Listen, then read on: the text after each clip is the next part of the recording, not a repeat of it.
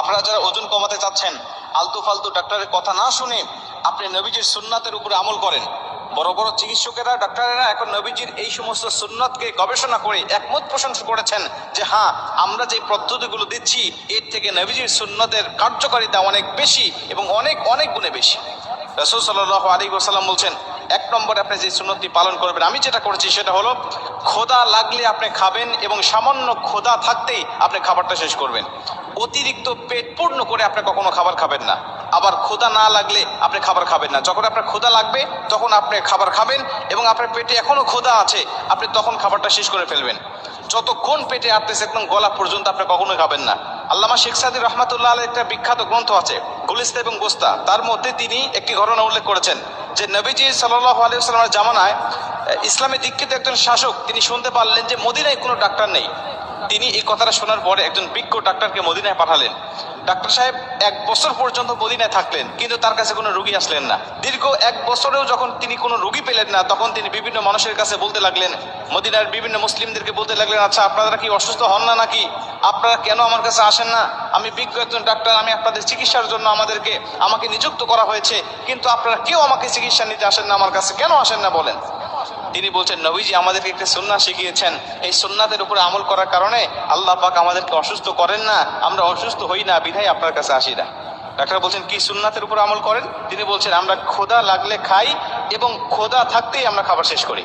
Doctor সাহেব বললেন, যদি এইভাবেই তোমরা খেতে থাকো আর এইভাবেই যদি আমল করতে থাকো, তাহলে আমার আর এখানে থেকে লাভ নাই, আমি এখান থেকে চলে যাই।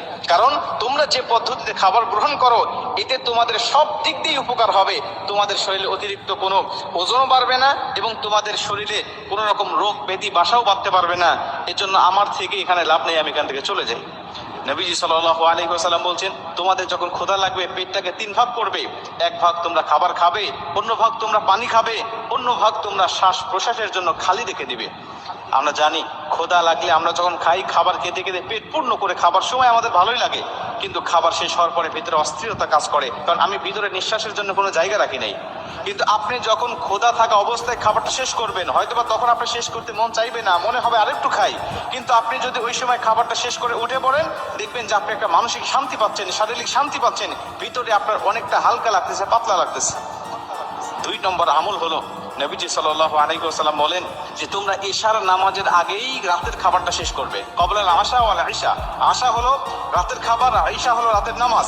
নবীজি সাল্লাল্লাহু আলাইহি ওয়াসাল্লাম বলেন, আম্মা জানা আয়েশা রাদিয়াল্লাহু তাআলা আনহা হাদিসটা বর্ণনা করেছেন যে বুখারীর বর্ণনায় নবীজি সাল্লাল্লাহু আলাইহি ওয়াসাল্লাম বলেন, যদি ইশার নামাজের ইকামত শুরু হয়ে যায় আর ঠিক সেই মুহূর্তে যদি তোমার সামনে রাতের খাবার উপস্থিত হয়ে যায়, তাহলে তুমি আগে রাতের খাবারটা শেষ করো।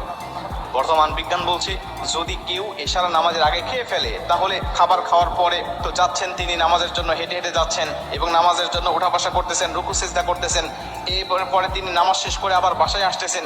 এই যে তার খাবারটা খেয়েছিল, এটা ডাইলেশন হয়ে গেল, এর ক্ষতিকারক চর্বিগুলো তার শরীরের মধ্যে বাসা বাঁধতে পারবে না।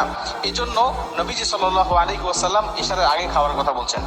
আজকে অধিকাংশ চিকিৎসা বিজ্ঞান বলছে, যদি কোনো ব্যক্তি খাবার খেয়েই ঘুমিয়ে যায়, তাহলে তার শরীরে শুধু চর্বি জমতে থাকে, তার শরীরের মধ্যে অতিরিক্ত ক্যালোরি জমা হওয়ার কারণে, এটা খরচ না হওয়ার কারণে শরীরের মধ্যে চর্বি জমাতে থাকে, আর তার শরীরটা দিন দিন ভারী হতে থাকে। নবীজি সাল্লাল্লাহু আলাইহি ওয়াসাল্লাম এই জন্যই এশার নামাজের আগে আমাদেরকে খাওয়ার জন্য বলেছেন।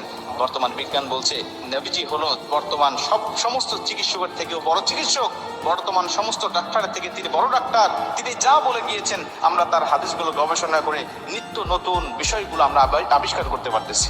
প্রিয় ভাইরা আমার, এজন্য ওজন কমানোর জন্য নবীজির সুন্নাতের উপর আমল করেন, ইনশাআল্লাহ আশা করা যায় যে আল্লাহ পাক আপনাকে সুস্থ রাখবেন, সুন্দর রাখবেন। নবীজি সাল্লাল্লাহু আলাইহি ওয়াসাল্লাম ব্যায়ামের প্রতি মানুষগুলোকে উৎসাহ দিয়েছেন। নবীজি বলেছেন, তোমরা শক্তিশালী হও, যুদ্ধের ময়দানে যেন তোমাদেরকে পরাস্ত কেউ না করতে পারে। এজন্য নবীজি বিভিন্ন ট্রেনিং এর ব্যবস্থা করতেন, তিনি বর্ষা নিক্ষেপের ব্যবস্থা করতেন, তীর নিক্ষেপের ব্যবস্থা করতেন, সাহাবীদেরকে ট্রেনিং দিতেন, তিনি ব্যায়ামের প্রতি মানুষগুলোকে উৎসাহ দিতেন। আপনারা যারা ওজন কমাতে চাচ্ছেন, আলতু ফালতু ডাক্তারের কথা না শুনে আপনি নবীজির সুন্নাতের উপরে আমল করেন।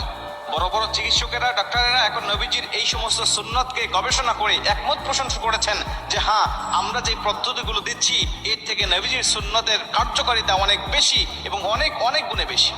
রাসূল সাল্লাল্লাহু আলাইহি ওয়াসাল্লাম বলছেন, 1 নম্বরে আপনি যে সুন্নতটি পালন করবেন, আমি যেটা করেছি সেটা হলো, ক্ষুধা লাগলে আপনি খাবেন এবং